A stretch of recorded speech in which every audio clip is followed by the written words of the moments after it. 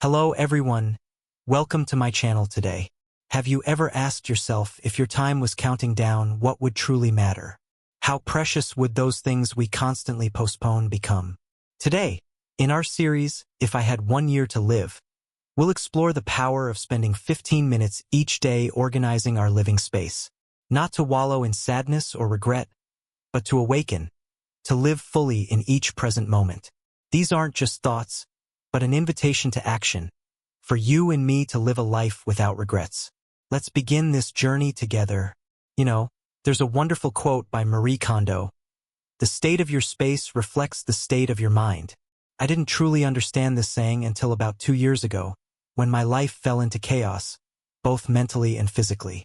Can you imagine? I was living in a small apartment where hardly any corner was tidy.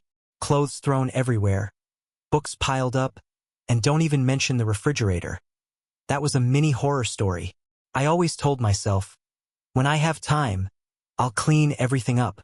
But that when seemed to never arrive. Then one day, while looking for my car keys, yet again, I accidentally knocked over a frame containing a photo with my grandmother, who is no longer with me. As I picked it up, I suddenly realized something. If I only had 1 year to live, would I want to spend each day of that final year searching for things, tripping over clutter, or living in a space that didn't truly reflect who I am and my values?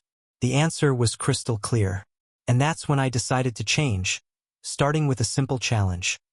15 minutes every day to organize my living space. 15 minutes doesn't sound like much, right? That's exactly the strength of this method. All of us can spare 15 minutes each day, time we often waste mindlessly scrolling on our phones or flipping through TV channels. I started with the principle of small but consistent. On the first day, I focused on just one drawer in my bedroom. It might not sound significant, but when I opened that drawer after a tiring workday and saw everything neatly organized, there was a small but very real sense of satisfaction. A small victory amid the daily exhaustion of life. Then those 15 minutes each day began to accumulate. After a week, one drawer became an entire wardrobe. After a month, it was the whole bedroom. And after 3 months, my entire apartment had changed not just physically but also in energy. But the miracle didn't stop there. I realized that as my living space became more organized, my mind became clearer too.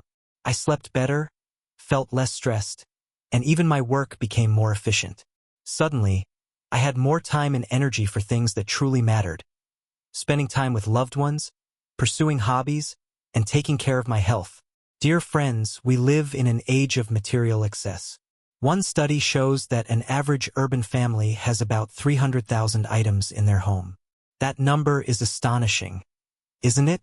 But the important question is, of those 300,000 items, how many truly bring value to our lives? How many items actually spark joy, as Marie Kondo would say? As I began organizing my living space, I gradually discovered a profound truth. Every item we keep,